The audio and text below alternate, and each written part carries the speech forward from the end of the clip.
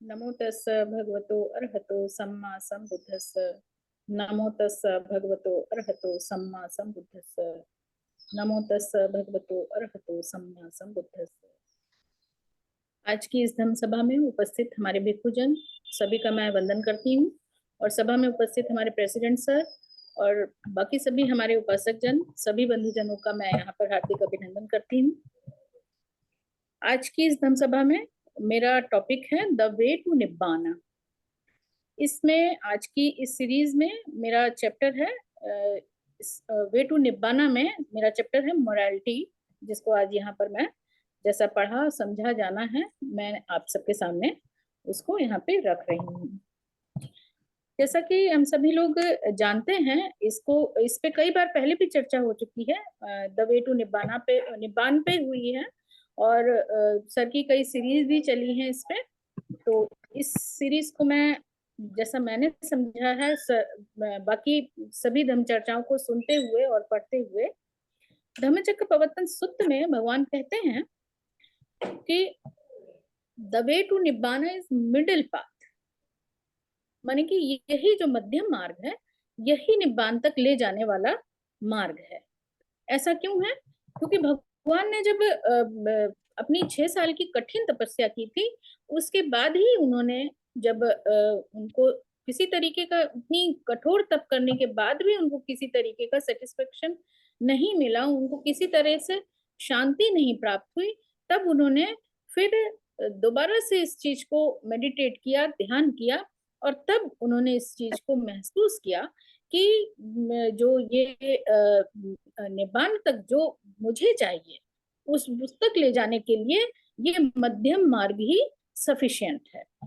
और क्योंकि यही मार्ग जो है वो हमें दो अतियों से बचाता है, और वे अतियां कौन कौन सी हैं? सबसे पहली है कि सेल्फ मोडिफिकेशन, यानी कि जो हम हद से ज्यादा, क्योंकि भगवान ने 6 साल तक बहुत कठिन तप किया था, बहुत कठोर तपस्या की थी। उस कठोर तपस्या में उन्होंने मतलब कि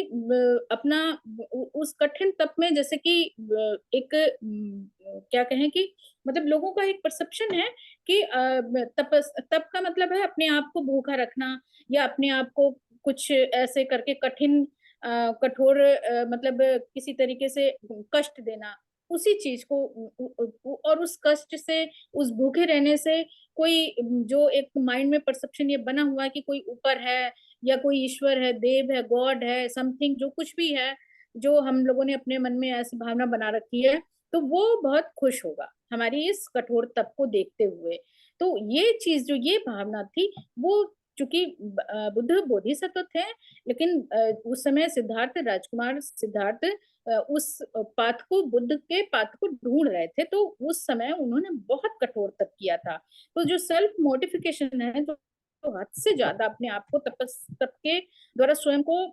कष्ट देना, और इतना कष्ट देना कि ये जो हाड़ मांस का जो ये शरीर है, ये पंच तत्व का जो शरीर है, ये शरीर तक पूरा जीर्ण शीर्ण करने की हद तक की तपस्या। और उसमें कई बार ऐसा भी होता है कि इतना ज्यादा तप करने के बाद मतलब अब चेतना तो चली भी जा सकती है, शरीर का तो नाश हो ही रहा है, चेतना भी जा सकती है, और मृत्यु तक भी संभव हो सकती है। तो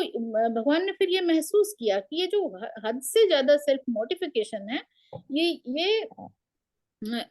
ये उचित नहीं है। उन्होंने फिर इसको महसूस किया, और दूसरा फिर उन्होंने बताया कि जो सेल्फ इंडिलिजेंस है, यानी कि जो आसक्तियां हमारे अंदर, मन के अंदर, ये भाव कि खाओ पियो मौज करो, ये वाला सेंस जो है कि कुछ नहीं, ना तो कोई आगे है, ना पीछे है, ना ऊपर है, ना नीचे है, कहीं कुछ नहीं है, बस खाओ पियो मौज करो, और खाओ पियो अपने आप को ये जो इस तरीके की लोगों के अंदर धारणा थी। तो इससे क्या होता था कि ये जो आप इस तरीके से आसक्तियों में जो अपना जीवन व्यतीत कर रहे होते थे, तो उससे क्या होता था कि ये नैतिकता का तो पतन कर ही रही होती है। साथ में इसमें जो इतना ज्यादा भोग विलास के जीवन में जो लिप्त रहने की वजह से उनका जो जीवन होता था वो बहुत ही कमजोर और तुच्छ श्रेणी का हो जाता था, हो जाता था, होता है, होता रहेगा, अगर इस तरीके की किसी की भी भावनाएं हैं या इस तरीके की जो उनकी परसेप्शंस हैं, तो वो ये हद से ज्यादा आसक्तियों में लिप्त रहने से जो हमारी नैतिकता का जब पतन होता है, तो फिर हमारे चारों तरफ जो, जैसा अभी भंते जी ने जो इतना बढ़िया धम्मपद से ये टॉपिक सुनाया है, बताया है, तो ये जो हमारी तरफ, हमारे चारों तरफ जो एक तरीके से हम उस चीज को, जब हम बहुत ज्यादा डीपली इस चीज को रीड करने लगेंगे, तब हम महसूस करने लगेंगे कि एक और हमारे चारों तरफ भी क्रिएट होने लगता है। और वो किस चीज का हो रहा होता है, ऐसा नहीं है कि कोई मतलब सूक्ष्म रूप से आपकी रक्षा में चारों तरफ से कोई खड़ा हो गया है, ऐसा नहीं, बल्कि जो आपके अंदर की जो शांति है, आपके अंदर के जो शांत भाव हैं, आपका चित्त जो निर्मल हो गया है, और जो निर्मल हो करके जिसने अपने कलुषित भावों को, जो आपके गलत धारणाएं हैं, वो सारी जब खत्म होने लग जाती हैं, तब धीरे धीरे जो चित्त की निर्मलता होती है, तब वो भय सारे निकल जाते हैं आपके अंदर से। कि और वो भय निकलने की वजह से ही फिर आपके अंदर की जो चेतना, जो मैत्री भाव, चित्त जो मैत्री भाव की ओर अग्रसर हो जाता है, मैत्री भाव की चेतना जागृत हो जाती है, तो फिर ये सारी चीजें हमें फिर अब ये महसूस होने लगता है कि यही सब चीजें हमारी कहीं ना कहीं, किसी न किसी रूप में, कहीं भी हम उपस्थित हों, हमारी रक्षा करते हैं। और किसी और से हमें भय नहीं होता है, ना तो किसी, कोई जानवर आपका नुकसान सिर्फ किसका कर सकता है, ये जो हमारा शरीर है इसी का नुकसान तो होगा, लेकिन जो हमारा जो ये मन है, रक्षा तो हमें उसकी करनी है। तो जो ये जो फिर जब ये भय निकल जाते हैं, तो हम ये महसूस करने लगते हैं कि हमारे चारों तरफ कोई आवरण सा बना हुआ है जो हमारी रक्षा कर रहा है, और वो रक्षा हम अपने मन की, स्वयं के अपने शांत चित्त से ही कर रहे होते हैं। तो इस तरीके से जब हम इन दोनों अतियों से बचते हैं, और इस दोनों अतियों से बच करके जो एक मार्ग बताया भगवान ने, वो मध्यम मार्ग, और यही मध्यम मार्ग जो है, जो अंतर्दृष्टि प्रदान करता है, करने वाला है, संबोधि देने वाला है, और पूर्ण मुक्ति देने वाला है, यानी कि अर्थात जो कि निब्बान तक पहुंचाने वाला, यही मध्यम मार्ग है। और ये मध्यम, इस मध्यम मार्ग में भगवान ने क्या चीजें बताई हैं? भगवान ने बताया कि ये मध्यम मार्ग पर चलने के लिए हमारा जो ये श्रेष्ठ अष्टांगिक मार्ग है, तो ये जो 8 शील हैं, इन 8 शीलों का पालन ही ये मध्यम मार्ग है। और इन्हीं शीलों के पालन से ना तो हम कोई कठिन तपस्या करके, न किसी की स्तुति करके, न मंत्र करके, न जाप करके, न यज्ञ करके, न हवन करके, न कोई बहुत ज्यादा कहीं की यात्रा करके, न कहीं किसी विशेष क्या जो धार्मिक यात्राओं पर जाते हैं, वो सब करने की कोई जरूरत नहीं है। ये तो सिर्फ हमारे जो एक अपने मन को हम सेटिस्फाई करते हैं कि हमने ये कर लिया, वो कर लिया, तो इसकी वजह से मेरा ये काम हो गया, वो काम हो गया, ये सिर्फ कुछ नहीं, ये सिर्फ मिथ्या धारणाएं हैं हमारी। तो भगवान ने कहा कि ये जो श्रेष्ठ अष्टांगिक मार्ग है, इसी मार्ग पे चल करके सिंपल सा अपने जीवन में इसको उतार लीजिए, तो और किसी की स्तुति करने की नहीं जरूरत नहीं है। जैसा भंते जी ने अभी बताया है कि देवताओं की स्तुति करने, आप जब इस मार्ग पर चल रहे हैं, तो स्वयं देवता आपकी स्तुति करते हैं, भंते जी ने ऐसा बताया है। तो ये वाकई में, इसको मैंने भी पढ़ा है कि जब आप इस मार्ग पर चलने लग जाते हैं, तो क्योंकि जो ये जो अदर याम्स हैं, वो सभी भगवान ने कहा है कि जो ये मनुष्य योनि है, मनुष्य लोक है, इसी में निर्वाण संभव है, इसी में आप अरहत प्राप्त कर सकते हैं, इसी में बोधिसत्व होते हैं, इसी में बुद्धत्व प्राप्त कर सकते हैं। ना तो किसी देवलोक में, देवयोनि में, और बाकी जितने भी प्रेत योनि और जितनी भी अदर याम्स हैं, उन सब में तो सिर्फ आप अपना टाइम पास कर सकते हैं, लेकिन बुद्धत्व को प्राप्त नहीं कर सकते हैं, अरहत्व को प्राप्त नहीं कर सकते हैं, मुक्ति नहीं प्राप्त कर सकते हैं। तो आप चूंकि जो एक जो वर्किंग ये कर सकते हैं, हम मनुष्य के रूप में ही कर सकते हैं, तो मनुष्य के रूप में होने की वजह से आपकी स्तुति देवता भी करते हैं, जब इस पार्ट पे चल रहे होते हैं। तो ये श्रेष्ठ अष्टांगिक जो मार्ग है, उसमें भगवान ने बताया है कि सम्यक दृष्टि पहला, दूसरा सम्यक संकल्प, तीसरा सम्यक वाणी, चौथा सम्यक कर्मांत, पांचवा है सम्यक आजीविका, छठा सम्यक व्यायाम, और सातवां है सम्यक स्मृति, फिर आठवां है सम्यक समाधि। इस पर सर की बहुत लंबी चर्चा हुई है, बहुत अच्छी और लंबी सीरीज इस पे चली है, तो मैं उतना डिटेल में इसमें नहीं जाऊंगी। इसमें से जो ये पहली दो स्टेजेस हैं, दो पाथ हैं, सम्यक दृष्टि और सम्यक संकल्प, इनको एज विजडम यानी कि प्रज्ञा, और दूसरी तीन सेकंड थ्री जो हैं वाणी, कर्मांत और आजीविका, इनको एज मोरालिटी, और लास्ट के जो तीन हैं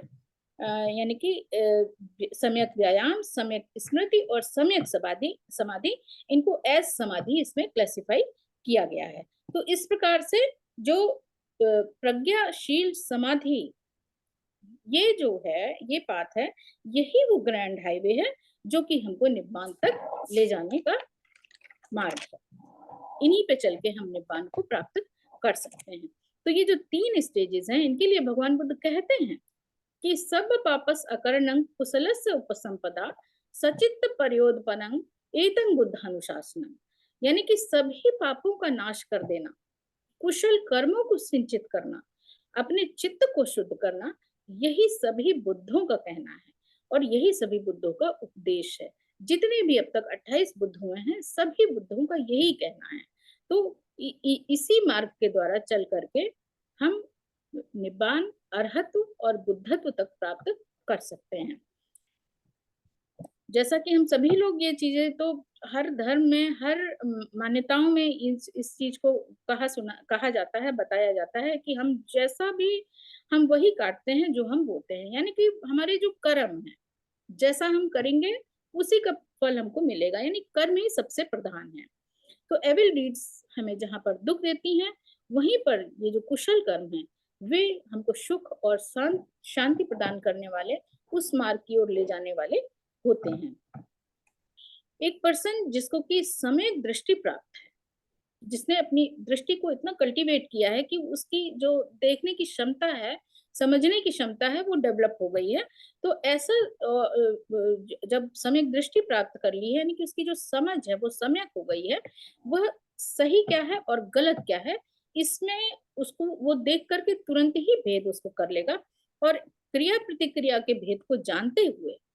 स्वयं को संयमित करके स्वयं के, दूसरों के हित में, बल्कि जन कल्याण, प्राणी कल्याण के हित में जो होगा वही काम वो करेगा। तो जो सम्यक दृष्टि प्राप्त पर्सन होगा, वो हर चीज को यूं ही नहीं कि किसी ने कह दिया या उसको जो अच्छा लगा वो कर दिया, ऐसा नहीं है, बल्कि वो जो कुछ भी करेगा वो हर किसी के हित को देखते हुए जन कल्याणकारी होगा, वही काम वो करेगा। अंगुत्तर निकाय के दूसरे भाग का जो चौथा निपात है, उसमें भगवान कहते हैं कि भिक्षु, चार बातों यानी कि चार धर्मों का ज्ञान होने से ही, चार धर्मों का ज्ञान ना होने से ही मेरा और तुम्हारा दीर्घ काल तक इस संसार में बार बार जन्म ग्रहण करते रहना लगा ही रहता है। तो वे कौन से चार धर्म हैं? तो भगवान कहते हैं कि भिक्षुओं, आर्यशील का बोध ना होने से, ज्ञान न होने से, आर्य समाधि का ज्ञान न होने से, आर्य प्रज्ञा का ज्ञान न होने से, और आर्य विमुक्तियों का ज्ञान न होने से मेरा और तुम्हारा इस संसार में बार बार आना जाना यूं ही लगा रहता है, और कब तक लगा रहेगा इसकी कोई गिनती नहीं है। भिक्षु, जिसको कि आर्यशील समाधि, प्रज्ञा और विमुक्ति का ज्ञान हो गया होता है, उसकी जो ये भव तृष्णा है, वो उसके सारे बंधन कट जाते हैं, उसका नाश हो जाता है, और ये जो भव हेतु का चक्र है, उसका विषय हो जाता है, और फिर ये पुनर्भव नहीं होता है, और ये वहीं पर वहीं रुक जाता है। फिर भगवान कहते हैं कि भिक्षुओं, जो इन चार बातों यानी कि धर्मों से युक्त नहीं होता है, वह इस बुद्ध शासन अर्थात कि धर्म विनय से पतित माना जाता है। फिर भगवान कहते हैं कि वे कौन सी चार बातें हैं? तो भगवान ने कहा कि भिक्षु,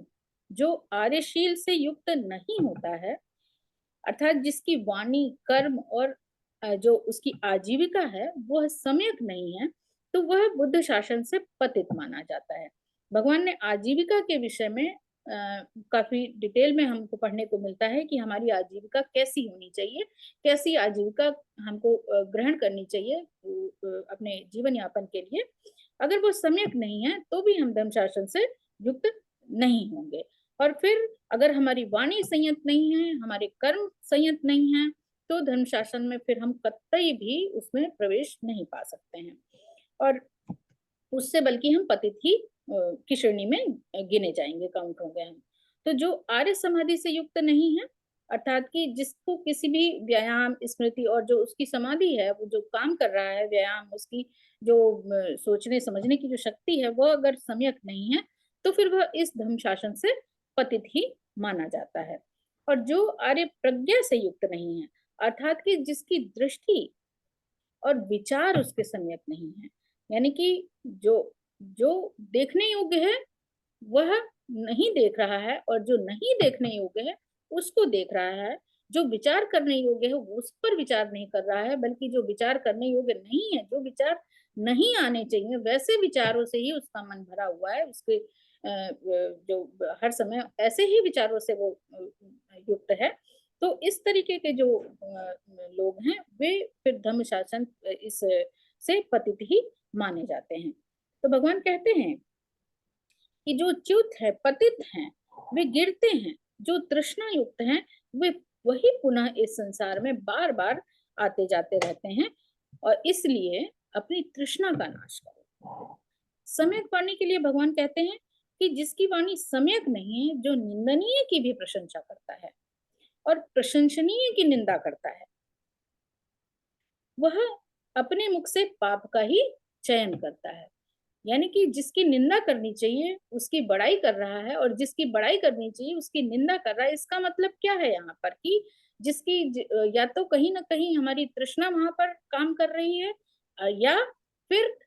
हमारे विचार उस तरीके के हैं कि निंदनीय की प्रशंसा का अर्थ है कि आप निंदनीय कर्म को ही श्रेष्ठ समझ रहे हैं, और जो जो कुशल कर्म करने वाला है उसके काम आपको अच्छे नहीं लग रहे हैं, तभी आप उसकी निंदा कर रहे हैं। तो यहाँ पर फिर आपके कर्म, आपके विचार दृष्टिगोचर हो जाते हैं, सामने आ जाते हैं कि आपके मन में क्या है, कैसा आपके विचार हैं, कैसा आप सोचते हैं, और कैसे आपके फिर उसी हिसाब से कर्म होते जाएंगे। तो भगवान ने कहा है कि जिसकी सम्यक वाणी, यहाँ पर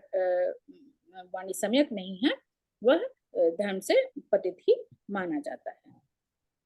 क्योंकि पाप का चयन अकुशल कर्म करने के कारण ही उसको कहीं भी चैन नहीं मिलता है। वो उसका मन जो है वो हर समय बेचैन ही बना रहता है, उसको कहीं भी शांति नहीं मिलती है। किसी जुआरी के द्वारा जुए में जो सर्वस्व अपने धन का जो हार जाता है, अपने सारे धन को हार जाता है, तो ये कोई बहुत बड़ी हानि नहीं होती है। भगवान ने कहा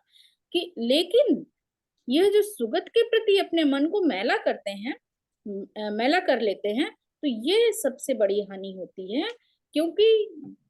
जो रक्षा जिसकी करनी है हमको, धन तो कहीं कभी अगर कहीं खो गया, कहीं चला गया, वो फिर आ जाएगा, लेकिन हमारा चित्त और हमारा मन अगर मैला हो गया है एक बार को, तो उसकी सफाई करना बहुत मुश्किल होता है। और इसीलिए इस चित्त की रखवाली के लिए भगवान ने कहा कि 24 घंटे अलर्ट होना चाहिए। शील समाधि प्रज्ञा ही बुद्ध धर्म का जो एक सार है, एसेंस है, वह है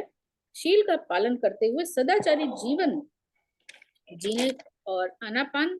के द्वारा ही चित्त को एकाग्र और सूक्ष्म बना करके विपश्यना के द्वारा प्रज्ञा जगा करके कोई भी व्यक्ति बुद्धत्व को प्राप्त कर सकता है और भगवान बन सकता है। भगवान का पाली में क्या अर्थ है? पाली में कहा, इसका अर्थ दिया गया है कि भग राग रागो भग दोषो भग मोह ती भगवान, अर्थात कि जिसने अपने चित्त से राग दोष मोह को पूरी तरीके से समूल नष्ट कर दिया हो, वही भगवान बन जाता है, वही भगवान कहलाता है। तो शील समाधि प्रज्ञा का जो ये रास्ता है सभी के लिए खुला है। भगवान ने यहाँ पर कोई बैरिकेटिंग नहीं लगाई है, किसी भी तरीके की कोई भी रोक टोक यहाँ पर नहीं की है उन्होंने। यहाँ पे जाति धर्म लिंग नस्ल किसी भी चीज का कोई बंधन नहीं है, तभी तो उन्होंने आम्रपाली जैसी गणिका को भी इसमें स्थान दिया। खूंखार डाकू जो अंगुलीमाल है, वो भी इसमें आकर के अरहत्व को प्राप्त हो गया। वहीं पर जो स्कैवेंजर सुमित होता है, उसको भी भगवान ने अपने धर्म में दीक्षित किया, और यहाँ पर आकर के वो भी अरहत को प्राप्त हुआ। वहीं पर जो राजकुमारों को का के बाल इत्यादि काटने वाला जो नाई होते हैं, उपाली होते हैं, उनको सबसे पहले राजकुमारों से पहले दीक्षा देते हैं, जिससे कि वह संघ में जो सबसे पहले दीक्षित होता है वही सुपर सीनियर हो जाता है। तो इसलिए उनको पहले दीक्षा दी जाती है, जिससे कि उनको वो सीनियर हो जाएं, और जिसकी वजह से जो राजकुमार हैं वो बाद में जूनियर रहेंगे, तो वो अपने मान का मर्दन कर सकें, जिससे उनका मान का मर्दन हो सके। तो यहाँ पर किसी भी चीज की, चाहे वो कितने भी राजा हों, या किसी भी जाति के हों, धर्म के हों, किसी भी नस्ल के हों, कहीं किसी भी देश के हों, किसी इसकी कोई भी यहाँ पर भगवान ने कोई बैरिकेटिंग यहाँ पर नहीं रखी है। तो शील समाधि का जो रास्ता है वो सभी के लिए खुला उन्होंने रखा है, चाहे स्त्री हो चाहे पुरुष हो, सभी लोग इसमें आकर के, जैसे अदर धर्मों में स्त्रियों के लिए रोक है कि वे जहाँ पर लोग वो मंदिरों में नहीं जा सकती हैं, मस्जिदों में नहीं जा सकती हैं, तो ऐसी वहां यहाँ भगवान ने कोई भी किस तरीके की कोई बैरिकेडिंग उन्होंने नहीं रखी है, सबके लिए उन्होंने द्वार यहाँ पे खुले रखे हैं। यहाँ भगवान बुद्ध कहते हैं कि प्रत्येक वह व्यक्ति जो दुख से मुक्ति चाहता है, दुख से मुक्ति चाहता है, निर्वाण चाहता है, उसे स्वयं ही शील समाधि और प्रज्ञा के मार्ग पर चलना पड़ेगा। तो भगवान बुद्ध कहते हैं कि धर्म की बातों का तो जो उपदेश करते हैं, जो उपदेशों को सुन करके याद कर लेने से उनका कोई कल्याण नहीं होने का है। जो ऐसा करते हैं उनकी दशा उस ग्वाले की तरह होती है, जो ग्वाला दिन भर किसी गांव की गायों को चराने के लिए जाता है, और फिर शाम को जब चराने के लिए ले जाता है तो गिनती करके ले जाता है, और फिर शाम को गिनती करके उन गायों को वापस कर देता है। तो उसकी जो दिन भर तो उसने गायों को चराया है, लेकिन उन गायों के दूध की एक भी बूंद का स्वाद उसको नहीं मिला है। तो भगवान बुद्ध यही कहते हैं कि जो धर्म के शब्दों को, धर्म के उपदेशों को, बुद्ध के द्वारा उपदेशित धर्म को जो याद कर लेता है, उपदेशित भी कर लेता है, उच्चारित भी कर लेता है बहुत अच्छी प्रकार से, लेकिन उनको दिल से ग्रहण नहीं करता, उनको अपने कर्मों में नहीं जगह देता है, तो वो ऐसे ही ग्वाले के समान है कि उसको उस धर्म के स्वाद का कोई भी अता पता नहीं होता है। तो इसलिए जो देवता अरहत पद हैं, ये सारे देवता पद, अरहत पद, निर्वाण, भगवान, ये सब क्या है? ये सब चित्त की अवस्थाएं हैं। चित्त ज्यों ज्यों निर्मल होता जाता है, प्रेम, मुदिता, मैत्री, बंधुत्व और जो क्षमाशीलता की भावना है वो हमारे अंदर बढ़ती जाती है, और फिर जो मनुष्य होता है वो उत्तरोत्तर वृद्धि करता जाता है। और यही स्टेज फिर एक समय ऐसा आता है कि आप बुद्धत्व को प्राप्त करके बुद्ध बन जाते हैं। यहाँ पर बहुत से उदाहरण उन्होंने दिए हैं कि जो जिसमें कि उपासक लोगों को बिना प्रवज्या लिए भी ग्रहण किए भी निब्बान को प्राप्त हुए हैं। उनमें जो सबसे पहले टॉप मोस्ट नेम में भी है कि जो महादानी उपासक अनाथ पिंडक, एक बार उन्होंने भगवान से रिक्वेस्ट की थी कि भगवान मैं चीवर लेना चाहता हूँ, तो भगवान ने कहा कि नहीं, उनको मना कर दिया कि आप जैसे उपासक, आप जैसे दानवीर अगर चीवर ले लेंगे तो फिर आपको तो आप दान के पात्र हो जाएंगे, फिर दान देने वाला कौन बचेगा। तो इसलिए भगवान ने कहा कि सभी लोग अगर चीवर ले लेंगे तो इस समाज की व्यवस्था बिगड़ जाएगी। तो इसलिए उपासक तो बिना चीवर ग्रहण किए भी ये मध्यम मार्ग के द्वारा ही, इस मध्यम मार्ग पे चल के ही, अष्टांगिक मार्ग के द्वारा ही वो अपना निर्माण प्राप्त कर सकता है, अरहतों को भी प्राप्त कर सकता है। तो इसमें जो सबसे पहले हैं अनाथ पिंडक हैं, जो कि श्रोतापन्न हुए, शाक के महानाम सकृतगामी हुए, वहीं जो एक कुम्हार है घटिकार, जिनका नाम था घटिकार, अनागामी हुए। तो राजा शुद्धोधन जो है वो परिनिर्माण के समय तक वे अरहत पदों को प्राप्त कर चुके थे। तो धम्मपद के अनुसार श्रोतापन की जो अवस्था है वो अब यहाँ पर जो ये स्टेजेस हैं, जो स्टेजेस हैं कि इस श्रोतापन, सकृतगामी, अनागामी और अरहत, इन स्टेजेस को धम्मपद में जो पहले श्रोतापन है वो पहली स्टेज है, वहीं सकृतगामी सेकंड स्टेज, अनागामी थर्ड स्टेज, और जो सबसे लास्ट स्टेज है अरहत वो लास्ट स्टेज यहाँ पर फाइनल स्टेज कही गई है। तो आज की अपनी इस टॉपिक को, अपनी सीरीज को मैं यहीं पर समाप्त करती हूँ। सभी लोगों ने मुझे ध्यान से सुना। आप सभी लोगों को